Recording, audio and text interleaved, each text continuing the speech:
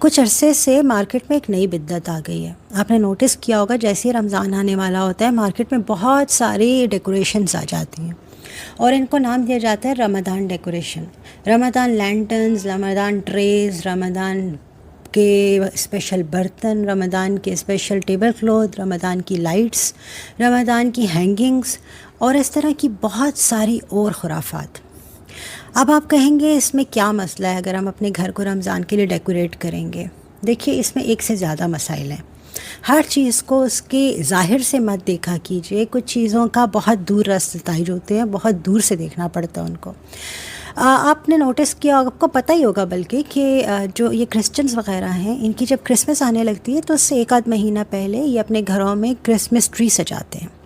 جب ہندوز کا تہوار آنے لگتا ہے ہولی کا تو وہ اپنے گھروں کے باہر لائٹس لگاتے ہیں. تو ہمارا اسلام میں یہ چیز سختی سے منع ہے کہ ہم دوسرے مذاہب کی ریزیمبلنس کریں، یعنی دوسرے مذاہب کی طرح کا طریقہ اختیار کریں. پہلی بات تو یہ، جیسے ہی رمضان آتا ہے ہم یہ سب کرتے ہیں تو نان مسلمز یہ سمجھنے لگتے ہیں کہ شاید these are the parts of the Ramzan, یہ رمضان کے لیے ایک ضروری چیز ہے، جیسے ان کا کرسمس ٹری ضروری ہے یا جیسے دیوالی کی لائٹس ضروری ہیں. اس طرح رمضان کے لیے ہماری رمضان لینٹرنز اور رمضان کی اس طرح کی ساری ڈیکوریشنز ہونی بہت ضروری ہے. اس سے ہو جاتی ہے ہماری ریزیمبلنس نان مسلمس کے ساتھ. سیکنڈلی، ہماری کسی بھی حدیث کی کتاب میں اٹھا لیں، تابعین کو اٹھا لیں، تبع تابعین کو اٹھا لیں، کسی بھی بڑے سے بڑے آپ فالوور کو اٹھا لیں، انہوں نے کبھی بھی یہ کہیں بھی نہیں لکھا کہ رمضان میں اس طرح کی کوئی ڈیکوریشنز گھر میں کرنا بہت ضروری ہوتی ہیں، یہ کرنی چاہیے بھی.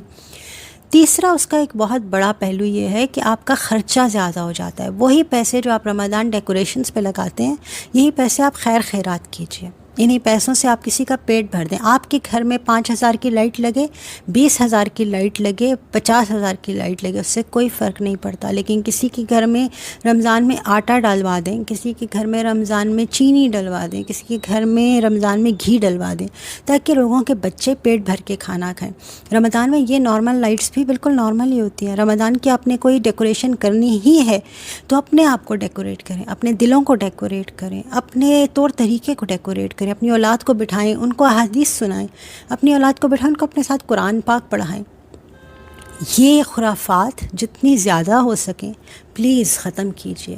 اور پھر نان مسلمز ہم سے یہ کہتے ہیں کہ اچھا رمضان ڈیکوریشن آپ کب کر رہے ہیں کیونکہ رمضان آنے والا ہے. تو ہماری Ramzan decoration are not part of our ایمان یا ہمارا اسلام یا ہمارا دین. یہ ایک بہت بڑی بدعت ہے. پلیز اس بدعت کو ختم کیجیے. اس سال کوشش کریں رمضان ڈیکوریشن کے نام پہ کچھ نہ کیا جائے.